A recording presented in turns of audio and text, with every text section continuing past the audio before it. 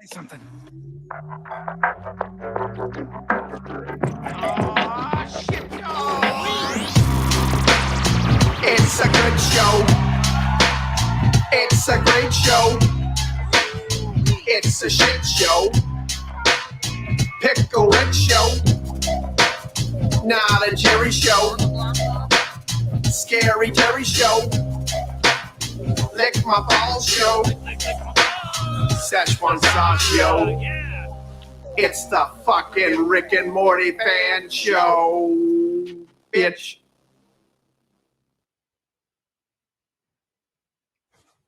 Yeah, it's the show. It's the show you came to see. It's the Rick and Morty Fan Show. My apologies for my hair.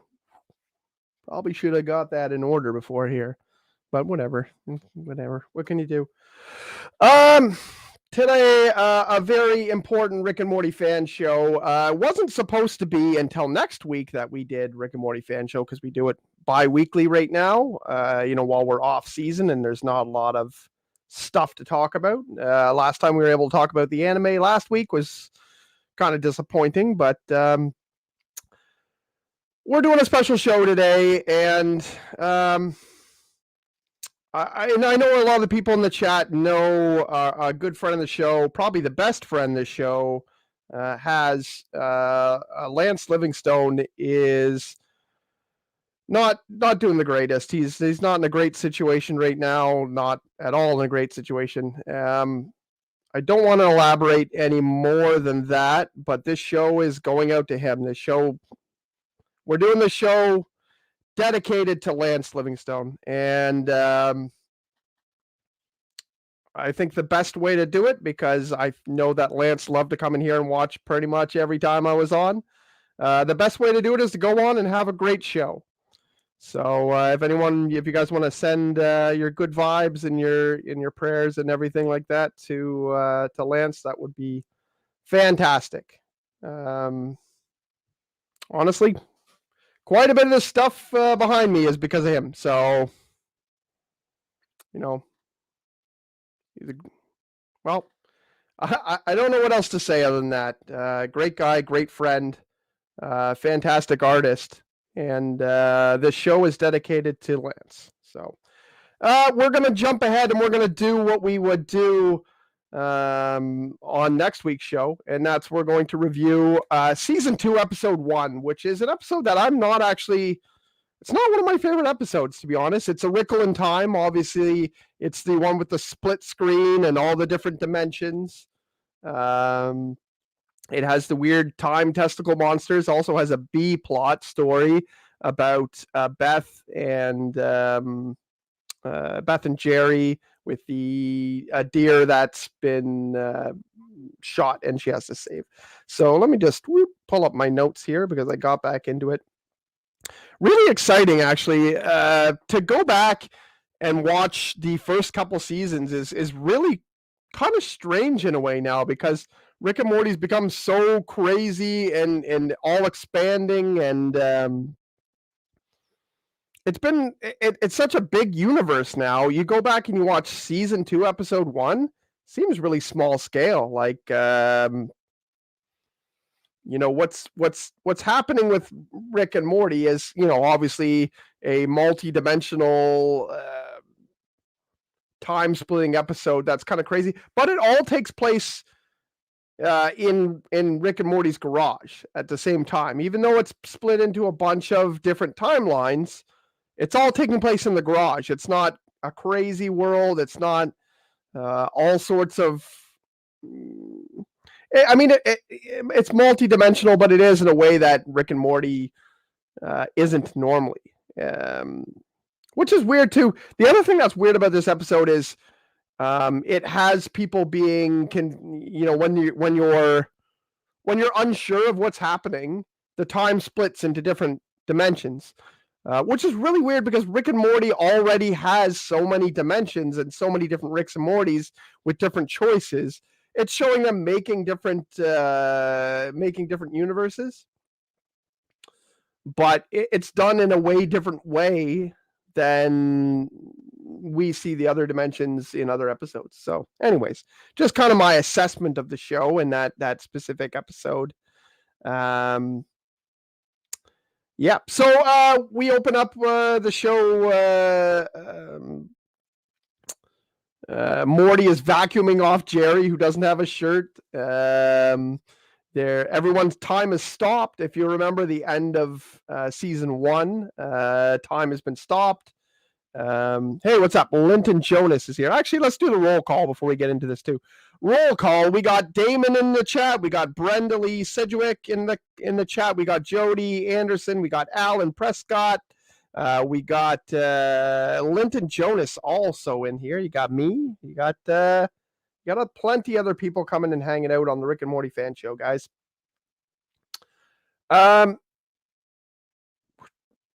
Switch back over here. We got just got in on the roll call. Alex Roof. The time is still paused, and they're getting ready to unpause it after the last episode, end of season 1, where they decided to pause the universe and take a break and have fun. Summer throws out there for the first time, very interesting, that what do you think Grandpa might make me this new sidekick instead of you, Morty, which is interesting because that's a really big thing in season 5, that Summer might become Rick's new sidekick. So starts in season 2, that little split there where they're thinking about that. Very interesting.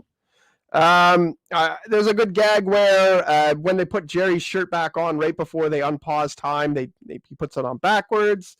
Obviously, Jerry doesn't want to look like an idiot. Like, he constantly looks like an idiot all the time, and decides to tell them, like, I like wearing it this way. I'm not stupid. And after that, Rick makes a joke about red, green, grumbled. Stop doing this Rick and Morty stuff. We just want Halloween. There's 4 people here, bro. Oh, good for you, Tyler Davis. Tyler, I have my own fans who like to be here. The chat is full of them. It says 4 people are watching, but I know that at least 6 people are watching. Anyways, I'm sorry. I don't even want to get into a confrontation, but this is my show and I do this stuff, so I'm sorry that a little thing pops up and you click on it and it's not Halloween. Anyways, I like Rick makes the red green grumble joke, which he says, you're really like red green grumbled, which is, the kids are laughing, and then he says, oh well, I just made the fucking guy up. You guys are really your dad, which is hilarious. Like it's a good joke. It's kind of thing that like you point out and you can do in real life. It's fun to do that. Anyways. I don't know. Whatever. Don't worry about Alex. I understand. Like, some people, like, I don't even know if I want to take time for this, but it's a big Halloween channel. But now that Halloween Kills is over, there's going to be a lot more things to talk about. We're going to talk about Batman on this channel. We're going to talk about Dune on this channel. We're going to talk about House of the Dragon. Sorry, that's what I was going to say. We're going to talk about lots of stuff. And I know that we are into lots of Halloween stuff, but that's because a really big Halloween movie was coming in. And now we got to wait a year for a Halloween movie. So there's going to be other things on this channel. And we're just going to have to deal with it because, that's what we like to do. Anyways. Also, the who's going to put the mattress under Mr. Benson was good because you could see that he was falling off the roof right before time paused, and I guess Summer was supposed to put the mattress under, and she supposedly forgot.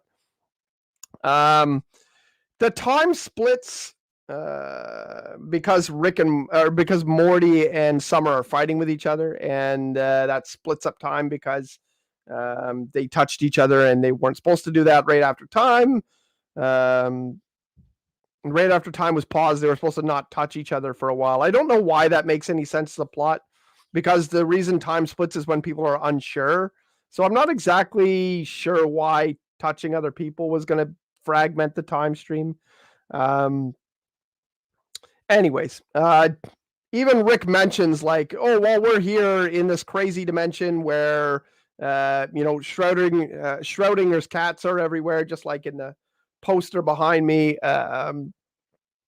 Your mom and dad are probably having a fun-filled problem with their marriage or whatever. And whoever brought up that demon horn thingy on Rick's shelf. Oh, yeah. There's one in Mr. Needful. Oh, yeah, that's true. I don't know why. I need to stop paying so much attention to the chat. You're throwing me off, guys. I don't know why. I'm a little bit scatterbrained today, which I have mentioned before. It can be a little bit scatterbrained. So the time splits, and it's obviously a problem for Rick. He has this little device that shows 2 dots and shows that there must be more than one universe that's been split.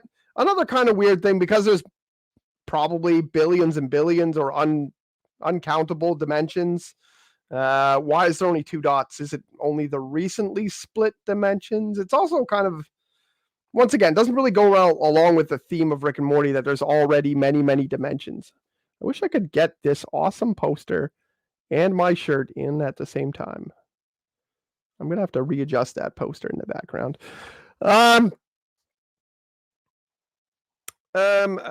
Anyways,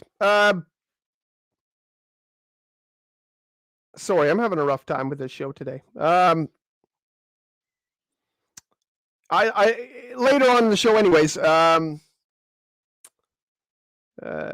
Jerry ends up hitting a deer when he's driving when they go to Cold Stone Creamery, which apparently Jerry pays $480 for the Cold Stone Creamery ice cream because Rick gives him $500 and he says, what are we going to do with the other $20? So a little bit of a hidden joke in there. Apparently, and Beth says it doesn't matter what you tip the waitress. She's still going to give you the same amount. So basically, Jerry was an idiot and tipped like $400 and something and for no reason.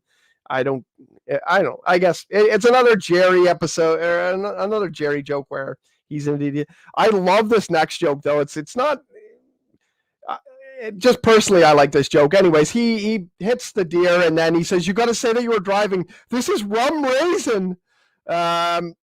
Of course, you cannot get drunk from rum raisin ice cream. I do have someone I know who actually believed you can get drunk from wine gums before, which they served at our school in the candy machine. So I don't think that's going to happen. But anyways, I like the joke specifically because I know people who thought you could get drunk off of rum raisin or wine gums or any sort of. Like, I don't get it. I don't get why anyone would think you could get drunk off of ice cream. They're not putting... anyways, whatever. I like that joke. This is rum raisin, and of course, it's a Jerry thing to say. They end up taking the deer into a veterinary clinic, and Beth has a pretty funny interaction with the person who works there, the veterinarian, who, she says, "Oh, you work on horses and deer, and why do deer have smaller, in more intricate parts?" And then Beth says, "You're about as close to a deer surgeon as as a deer is to." As a horse is to a deer. Oh, you're as close to a real doctor as a deer is to a horse. Anyways, and then she, just starts shouting out that she needs stuff. We find out that the hunter comes in. There's kind of a real life, problem that you can have here, where the hunter says it's his because he hunted it. He shot it. It ran away, wasn't quite dead, and got hit by the car. So who killed it? Was it the hunter, or was it the car that killed the animal? I don't know if this is a real law, but apparently it says in that state, in that show, that if a hunter tags something, if a hunter shoots something, then it's his. Yeah, perfect. Joni says at this point you'd be working on venison because even if they brought back the deer to life, then the hunter, it would be the hunter's, and he would be able to kill it again and take it home. So that's the dilemma that they're in, while Rick and Morty and Summer are still in the garage. I like Rick has a long comment about how he can prove that the kids are dumb mathematically again, and it ends up coming back to him. And he's got this board and says, like, you guys, I don't judge you by what weight or height or sex you are. I gauge you by how much of a pain in my ass you are, and you guys are equally a pain in the ass. And he's got a whole mathematical equation there. If you pause it, it's actually kind of funny. Exactly. It's got a weird looking Rubik's Cube thing up there that doesn't really make any sense to the problem, but mathematically they're just as dumb and stupid, and he doesn't care. Classic Rick line. Oh, there you go. Alex says in Florida, it's whoever deals the final blow. I guess there you go. So in Florida, it would be Jerry who owns it. One of the funnier parts in this episode too is where they're trying to solve what happens or how to get the times back together. And Rick has this time crystal thing that he's using. He's going to use it to try to put everything back together. And when it doesn't go back together because Morty and Summer are standing on opposite sides of him, it doesn't get repaired, and Rick becomes really anxious and worried that the other Rick is trying to kill him. Both Ricks and both screens put up the time crystal in a gun and a little lens thing so it can shoot through, and they're trying to shoot each other through the dimensions. He saw the other Rick thinks that he it's funny, they both say this. The other Rick thinks he can, get out of this by killing me. He's like, I can't lie. I thought about this too, but I would never do it. So both Ricks thought about it, and both Ricks would have never done it until they decided the other Rick did. So it was kind of a interesting. I mean, it was a good line. It was a well thought out line for him to say, because both of them are saying at the same time. And then we have the Testicle Monsters that show up. Obviously, the weird time traveling Testicle Monsters. The one in this episode, voiced by Keegan-Michael Key from Key and Peele. He's pretty. I like the character, and he comes in and he says funny things like he's like, you dumbasses messed up your dumbass time, and he basically just keeps saying dumbass, and it's kind of a redundant character, to be honest, but it's okay. It works all right in this one, and he shows up again later when time's being split as well, with the snakes splitting time. Anyways, I like the line that he has at the one point where he says, you know what they do to you in prison? You know what they do to third dimensional beings in fourth dimensional time prison? Same thing they do in every other prison except forever. So it was a good line there. Basically, he's got these collars he throws on them. It's going to bring back the times together. When Rick finds out that he's supposed to go to jail, he kills the unfortunate, the little worm gun that he has, and splits time as many times as he can, so all the Ricks can beat up all of the Testicle Monster at the same time, because he exists the same way in every dimension. So basically it was like 64 on one, and all the Ricks beat the shit out of him. It's funny when as soon as the last blow is dealt and he gets thrown up against the wall and he's all splatted out on the wall, he says, "I am defeated," which is really kind of a dumb line that he throws in there at the end. Alan says, I wonder what he named his new gun. I am not sure what he named his new gun. His old gun's name was Chris, I think.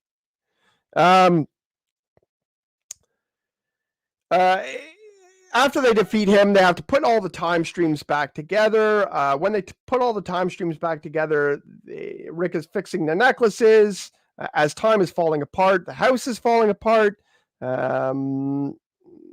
A really important thing happens after that. You see Rick, maybe for the first time, really sacrifice his life for Morty's or anyone else's, really. Rick has always been a very selfish character. And at one point, he puts one of the collars over Morty, and then he has no collar for himself. It's not working. And he says, I'm okay with this. And he closes his eyes. He's he's ready to sacrifice himself. And it's an interesting moment because, yeah, he's not being selfish. He gives it, up his life for Morty. But then really quickly he's able to fix everything and says, not today. He says, oh, please God, please God. And then when he comes back, he says, not today. God doesn't exist. And he goes back to his regular self. I love this line. And the reason why I love this line is because in real life, there's a lot of people like that. I'm not going to go too crazy on a religious tangent because that, it's not really what the show's for. But, there's a lot of people out there who aren't religious until they really need to talk to God, really have that conversation with God. So I think that was a pretty interesting commentary on, people talking to God right before they're going to go into a life-threatening situation and then, go back to the regular life and not bother with, God or whatever it is. So he fixes everything. Meanwhile, Jerry comes into, this happens a little bit earlier, but it's hard to keep track of everything at this time. This show was, by the way, put together really quickly for today. So, yeah. So when they come back, Jerry brings back the people from the Servine Institute of Deer, Elk, and Moose, or something like that. They come and they say that they're going to fly the moose out to the top deer surgeon in the country and in another state, and that will go past the lawyer's jurisdiction. The hunter's not going to be able to get the meat, and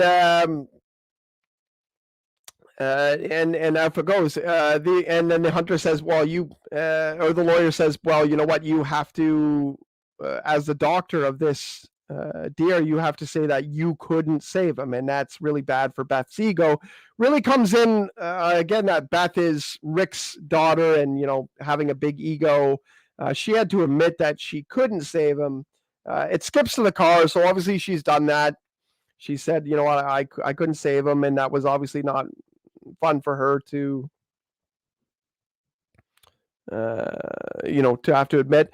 They're on the car ride back, and Jerry saves the day by saying that the whole time and this is funny, the helicopter, all the lights they have around, a truck, a big sticker they had over the Cold Stone Creamery truck logo, all was put together by Jerry at this time so that she could save the deer, and she does save the deer in the forest. They got some really neat kind of tribal music going at the time, and it's a good pick for a song that goes along with everything. Elk, deer, and stag, and Jerry. Yep. Yeah, I don't know who made that up, but I know that it's funny that it all came together.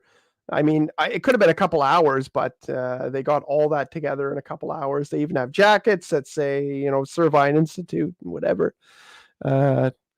The Cold Stone Creamery guys going way over. And also they say these medical freezers and lights will not last that long. They're meant for taking care of ice cream. So it's a funny way to end that. And it was a good, same thing. It was a very good, self-contained, small scale, part of an episode that we don't really get very much anymore. I know that they're trying to go back to that with the next season. I think they're going to try their best to go back to small scale, lighthearted stuff. Crazy random stuff is good too. Just not so much, they wrapped up all the loose ends. So we get back to everyone meeting in the garage. Everything's all good, and really good ending. Instead of Rick kind of getting, having his way, bossing Morty around or making fun of Jerry actually comes in and sees their funny collars and says, what is this new fashion statement? What are you guys, Power Rangers? What are you guys, what is this, what does he say? he makes reference to them being from that witch movie. What was that movie called? Back in the day, really popular movie about witchcraft. The Craft. I think he says you guys are from The Craft. He basically keeps making fun of the callers, and Beth is laughing, is like hysterically laughing at all of Jerry's jokes, which is funny because you don't really see past season 3 Beth really being amused by Jerry. But in the first couple seasons, you do see Beth being, why Beth is in love with Jerry, why Beth married Jerry. She thinks he's funny and she's easy to control. And later on seasons, you don't see it. Obviously, season 3, they're not really together at all. So, it's interesting to go back and watch these first couple seasons and see how things are. Yeah, just very simple, or just like a really easy. I know in my interview that I had with Abed Gaith, he was talking about how basically they would bring in, just a bunch of ideas, and the ideas were really simple things like, Rick gets a haircut, really simple things, and they made episodes out of it. But now it's gone to where they had to go to really crazy stuff. Oh, there you go. Alan Prescott says motorcycle 90s chokers in this nostalgia thing. Are you guys Power Rangers? Yeah. Yeah. So, I mean, it'll be interesting for them to have a reset and come back to reality and do something a little bit easier. Anyways, that was season 2, episode 1. That, fairly good episode. It's not one of my favorites. One of my favorites is the next episode. Next episode we're going to be reviewing is Morty Night Run. Obviously, Morty Night Run being the fart cloud and the blips and chips, and that's one of my all-time favorite episodes. So it'll be really exciting to go and do that. I did want to talk as well about what we're planning on doing. We're planning on doing watch-alongs with these episodes. I was planning on doing a watch-along before this episode. Obviously, I really wanted to get an episode today, specifically so I could dedicate it to our friend Lance. And I know that Lance has gone into the chat and told people about his situation and things like that. I know a lot of you guys kind of know what he's going through. But yeah, so there's a reason we really wanted to get this episode out tonight. And that's about as far as I'll go into that. I'm sure you guys can figure out a lot of that. Yeah, so we're going to be doing watch-along streams for episodes, and in order to get those watch-along streams, you have to be a Patreon member. So I think we're going to set it up so that we can do watch-alongs for certain episodes, maybe not all episodes, but you can come on and I'll have the stream up. I'll watch the episode. You'll be able to watch the episode at the same time. I don't know if a lot of you guys have done a watch-along stream before. Basically, if you guys have the DVD or if you have it recorded, you will have to have it not DVR'd. If you have it DVR'd on obviously you're going to get commercials and you're not going to be at the same point as I am. But basically, a watch-along happens. We both watch the episode at the exact same time. I'll say 1, 2, 3, click. We'll all watch the episode at the same time. We'll do commentary. You'll be able to comment on what your favorite jokes are, and I'll be able to also comment about certain things I like about the episode or know about the episode, and you basically get to watch the episode with me online. Will be the whole thing. But in order to do that, we have to have that on a private stream, and in order to do that, we have to those are the sorts of things our Patreon members get. So we've done lots of watch-alongs with Halloween movies and certain movies and things like that. Gone really good, been lots of fun. So that's something we're setting up. That should happen really soon. I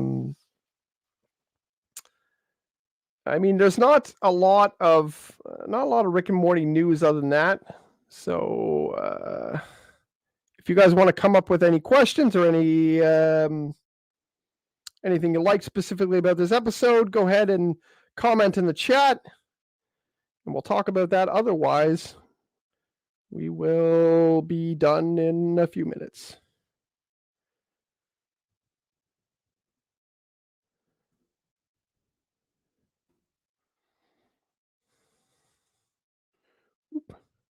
Wish I could play the music. I need a soundboard for myself so I could play the music.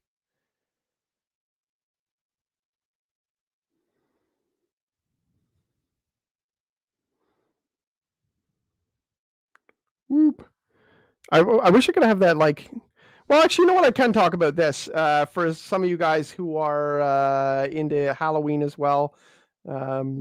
Just while I'm here, we are going to talk about on Fandom Empire right after this on Fandom Empire Live. We're going to talk about what we did this weekend, which was film a Halloween fan film. We're going to talk about a couple of things why we like, from the newest Halloween movie, Halloween Kills, as well.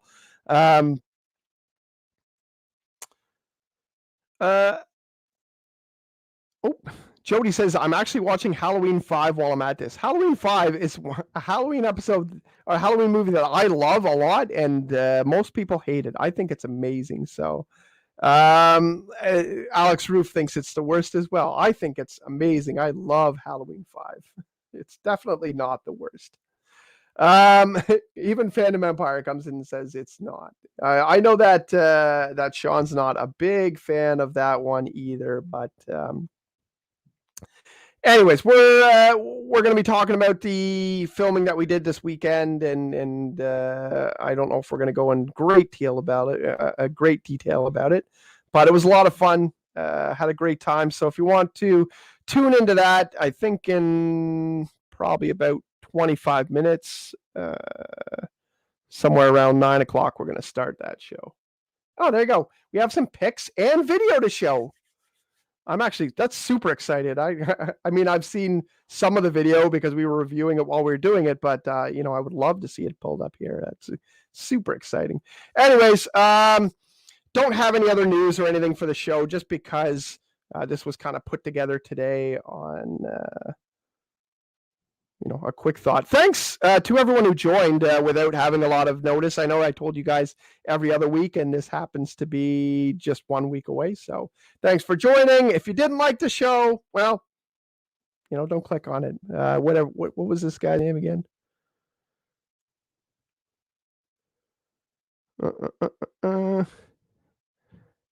Tyler Davis. If you didn't like the show, then I'm sorry. Hopefully you like the next show. Anyways, that's it for me.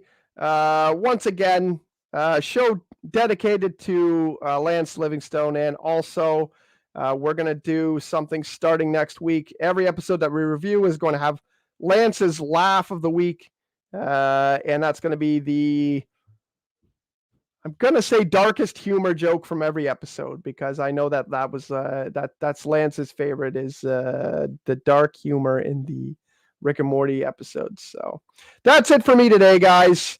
Thanks again for tuning in. If you find this after the fact, or if you're new to the show, you can always join the Rick and Morty Fan Show on Facebook. You can join the Rick and Morty Fan Show on Twitter, which is @GoganKieran, or you just look up Rick and Morty Fan Show. A lot of you guys clicked on this link, and that's how you got here. So like my Twitter page, like my or join my group on Facebook. Click subscribe on Fandom Empire. You can also become a Patreon member at Fandom Empire. You get lots of cool extra shows. We just did an extra show yesterday, Inside Fandom, and also we did a different one as well. Anyways, you get lots of extra stuff just for what could possibly, you can join for as little as, I think, $2 or $3. So pretty easy, not a lot of money, get you a lot of extra content, get you the Inside Fandom stuff, which is some of the scoops that we have as well that you might not be able to get somewhere else. Anyways, thanks for joining me again. Have a good time, guys. Thanks for coming. Listen to the music. Play something. Somebody play something. Oh, shit. Oh. It's a good show. It's a great show. It's a shit show. Pickle Rick show. Not a Jerry show. Scary Terry show. Lick my balls show. Szechuan sauce show. It's the fucking Rick and Morty Fan Show, bitch.